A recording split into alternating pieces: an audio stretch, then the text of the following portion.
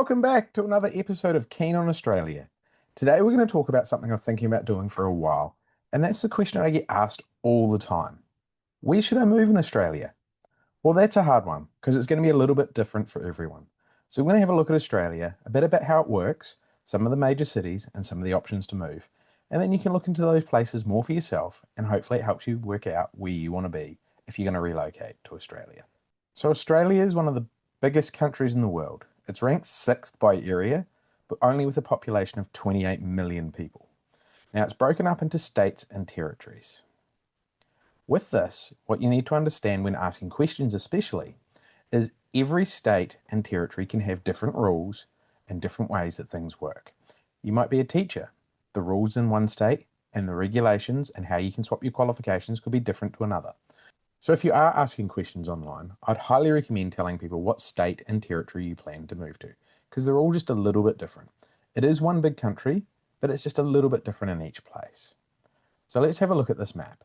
So let's look at Australia as a map, and as you notice, I've removed the states and territories. You can now see it as a country with most of the capital cities marked, plus a few more. What we're going to do today is we're going to draw a line from here to about there. That's just above Bundaberg. In Queensland.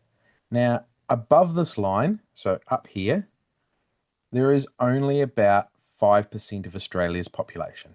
About 1.5 million, just over, of 28 million people live above this line.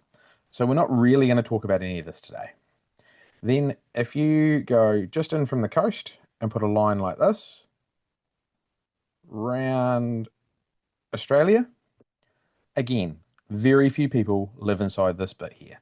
So this is all pretty empty. So what we're going to do is we're going to start over here at Perth. We're going to work our way around Australia and look at all the different cities and options you have moving. Now, we're not going to talk about every little town. We're not going to talk about every little place, because what you'll realize very quickly, after these few core cities, everywhere in Australia gets pretty small pretty fast. Let's start with Perth. It's now a city of 2.5 million people, but it's been known for its mining history for a very long time. What are some of the pros? Well, it's got excellent beaches, amazing sunshine, and that strong outdoor life. It's got amazing salaries in the mining industry with its support services. It's cleaner and quieter and a less congested city than some of the big ones like Sydney or Melbourne. The time zone does make it amazing for getting to Asia, and the flights are cheap. It's a very attractive lifestyle with family. It does have some cons though. Not only is it isolated from the rest of Australia, it's actually the most isolated city in the world. So once you're in Perth, it's a very long way to go anywhere other than Asia. Employment can be heavily affected by mining, though that is getting better as the city gets larger and the economy is becoming less depending on mining. It's still very heavily depending on the mining sector, but it's slowly going down over time. Car ownership is definitely normal in Perth because there's long travel distances if you live outside the central city. Summers are extremely hot and dry, so for some people that can be a con if they can't handle the heat. Let's move around the bottom of the country a bit further, and we're going to come to Adelaide. Adelaide's grown to about 1.5 million people. The housing is very popular, being that it's a little bit cheaper than places like Sydney, shorter travel times and less traffic. The beaches and the wineries are very close to the city and very popular. It's got a very strong defence sector, manufacturing and healthcare. It's a relaxed family lifestyle, but some of the downsides are it is a smaller employment market than Sydney, Melbourne or Brisbane. Some of the salaries in some industries can be a bit lower. Then we come around to one of Australia's powerhouses, Melbourne. Just over 5.5 million people. It is definitely one of the largest cities in the country. It's very strong and very popular with professional services, healthcare, technology, and the construction sector. It's definitely known as the food capital of Australia, amazing sports, arts, and entertainment and culture. The tram network and public transport is probably second to none in the country. It's a very multicultural city, and it has a large selection of universities and schools, etc. It does have its cons though. It has the most unpredictable weather in the country with very cold winters and very hot summers. Also, you can be a very nice day, go in for dinner, come outside, and all of a sudden it's very cold and wet. It's just nothing like the rest of Australia when it comes to weather. It's a very large geographical spread. It's a massive city. So Be very careful if you're looking at cheap housing on the outer suburbs or one of the very close by towns and thinking, yep, I'll just drive to the centre of Melbourne for work. It is very, very large city. It does have its traffic problems if you are driving, and houses near the city centre and good schools are still very expensive, considering how people talk about how cheap Melbourne property is. The further away you get from Melbourne, yes, there is lots of great property options to purchase property, but it is a long way from the centre of the city, and obviously you can say you live in Melbourne, but still be 2.5 hours to the middle of the city. Beaches are generally a lot colder, the water is a lot colder, and they're way less impressive than Sydney or up here in Queensland or Perth. Then we head across the water to Hobart, the capital of Tasmania. Now, it is a small city at only 250,000 people. It's got a beautiful outdoor natural environment. It's a relaxed way of life. It's got amazing food and the arts and tourism, but it is definitely a cooler climate. Now, this could be good if you don't like the heat of Australia, but definitely could be a downside if you're expecting to move here for weather. It's got some amazing hiking, boating, wilderness, that sort of stuff. It is a very small employment market with less professional opportunities. Housing is expensive compared to the local wages in the more popular suburbs. It's got limited public transport and very limited, if any, international flights. Winters can be very cold and dark and wet, and be careful, it has got a decreasing population. The population of Tasmania is quite old, and it's not really appealing and pulling in a lot of younger people. That could change over time, but just something to bear in mind. Then as we move up the country, we find Canberra. Canberra is in a territory, and it is the capital of Australia. Now, with that comes some strong pros. It has very high average income with strong government employment, but that can also be a negative for a lot of people. You do have to be careful. A lot of the jobs in Canberra are for citizens only. That is something you need to look into heavily with whatever industry you work in and what jobs you're looking at. Don't take it for granted that if you have a visa or a working visa, that you can get a job in Canberra, because a lot of them can be restricted to citizens only. It's a well planned out city. It's got some amazing schools and universities, big parks, all those sort of things, a very low crime rate. Now, the cons, as I said before, a lot of the jobs do require Australian citizenship. Housing and rent is a little bit expensive, and it has very cold winters. Like a hard frost is not uncommon in Canberra over winter. There's no beaches. It's going to be a good 2.5, 3 hour drive to a nice beach. And the biggest downside, depending on what you think, it's full of politicians. Let's move up to New South Wales and look at the capital, Sydney. It is definitely Australia's other powerhouse city, near on 6 million people. It's Australia's largest and most diverse employment market with lots of professional job options. It has an amazing train, bus, ferry, and light rail network. It's got a great international community, so you do get that amazing food. It's got major international airport with probably the most connection flights out of Australia to anywhere. The beaches, the harbour, all those sorts of things, they're just amazing.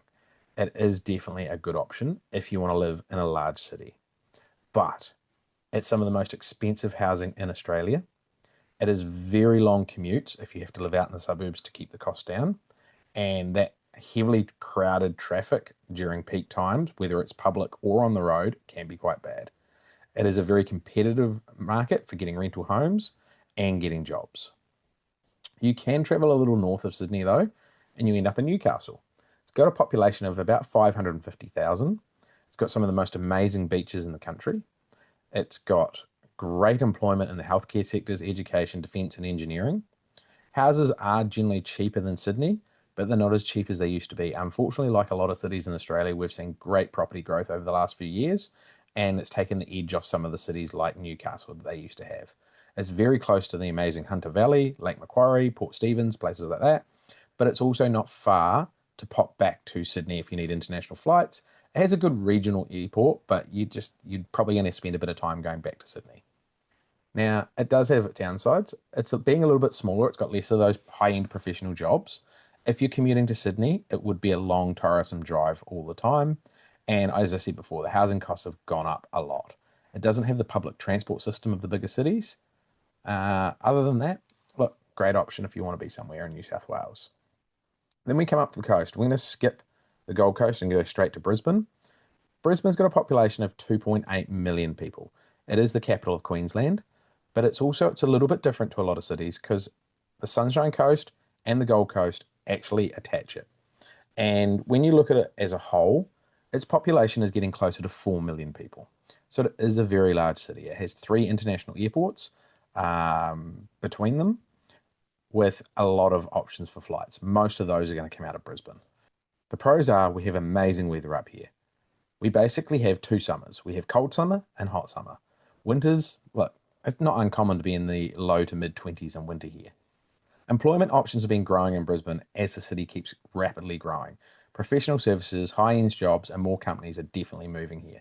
But it's considered a more relaxed city than Sydney or Melbourne. It's close to the Gold Coast and Sunshine Coast, as I said before, so you still get the option of your amazing beaches and theme parks and other tourist activities. And it's had very strong population growth that seems to be continuing, and there's a lot of investment prior to the 2032 Brisbane Olympics. It does have its cons though. If you're not used to the weather, it is a hot, humid summer, and some people do find that uncomfortable. It does have high flood risks in some suburbs, so you need to be very careful where you buy your property up here, especially. Public transport is definitely getting better, but when you get off the main corridors, it's not as good as, say, Melbourne or Sydney to get into town. Housing has definitely become substantially more expensive over the last few years, with the outer areas definitely needing a car because there is not the public transport options if you go to the cheaper suburbs. Then you've got 2 cities that bound it either side. You've got the Sunshine Coast. It's got a population of about 450,000. It's got an amazing beach lifestyle. It's generally a bit quieter and less built up than the Gold Coast. It is popular for retirees and a lot of remote workers and families. It's growing in the healthcare sector, education, and obviously there's a lot of construction. The beaches and the national parks are amazing. The downside is it is a smaller employment market, especially for the higher end corporate positions. Public transport is very limited. Traffic has definitely become a problem as the place grows, and it's not really mapping itself out well for becoming quite a large city. It has very few international flights out of its airport, but it does have some. But you can just pop down to Brisbane, which is only an hour, hour and a half, depending on where you are down the road, and you have a Marge International Airport. It also doesn't have as much of the tourist things to do and events and sports teams and all those sorts of things that are held on the Gold Coast, which is where we'll pop back to. The Gold Coast now has a population coming up on 700, 750,000.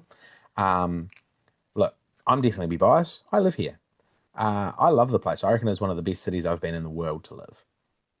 The beaches are amazing. The weather is amazing. It's got strong employment that keeps growing. It is only an hour from Brisbane, depending on where you live and the traffic, but you've got a major international city right next to you. It's got the international airport itself, which has quite a few flights, and then obviously Brisbane is very well connected. And the restaurants, the entertainment, the theme parks, the sporting facilities, all those things are just second to none. Like from now on, there's just event after event after event. The cons, it is definitely becoming an expensive place to own a home. As more and more people will move here with money, the house prices keep going up, and it is a landlocked city. There is nowhere left for the Gold Coast to grow to because it's surrounded by a state border, a hill, the ocean, and Brisbane. We're kind of starting to run out of land, and the only way to buy a house up here is pay more than someone else. It has got heavy traffic, particularly on the M1 if you do have to drive to Brisbane, but there is a train going through as well. They are slowly putting in a new motorway, but it's not there yet. Public transport is good on the coastal corridor, but some of the suburbs are not as great yet. It is getting better. For example, today when I'm making this podcast, they just opened a new section of the tram line that gets you even further down the coast. And of course, we've got that humidity like Brisbane. So that is something to think about. The next major city is one we weren't going to talk about because it's above the line, but Darwin. Being a capital city, we can't really leave it behind. Darwin's only 160,000 people, so it is the smallest capital city in Australia. It's got strong opportunities in the Defence Force, government, and construction. Salaries can be a lot higher up there to appeal to get people to move up. Sometimes some of these jobs, like I know we were talking to a paramedic that was looking at moving up there, they got paid danger money. So just have a bit of a look into that before you move. You have to like your humidity and warm weather. It is definitely going to be very tropical weather up there. It's a relaxed outdoor lifestyle. A lot of things are popular like national parks, all those sorts of things. But the downside is also the weather. It gets extremely hot and humid over the wet season. It does cop things like cyclones and heavy rain and all those sorts of things. Food, electricity, and some of those things, flights to get back out of there, it is a bit isolated, can be expensive. It is a smaller employment market outside of those key industries, being a very small town, or sorry, city, and it is very remote from most of the other cities in Australia. The other one that I find hard with it, it's above the everything wants to kill you line. Like literally crocodiles, sharks, jellyfish, everything you can imagine is in Darwin, which is just one thing to think about. So we've been right around Australia now. That shows you some of the options of the bigger cities. Hopefully it's helped you understand that Australia, although being a very big place, most of us actually only live in a few towns or cities scattered around the coast. Remember to look into your different options with state laws, rules, how it works for the job that you have, where your visa will let you go, but that gives you some of the options of where you can move to Australia. Hopefully it helps you with your move. And if you've got any questions, reach out to us. If there's something you'd like on the show here at Keen in Australia, just let us know. We're always getting guests on to help you with more education and information to help make your move to Australia easier.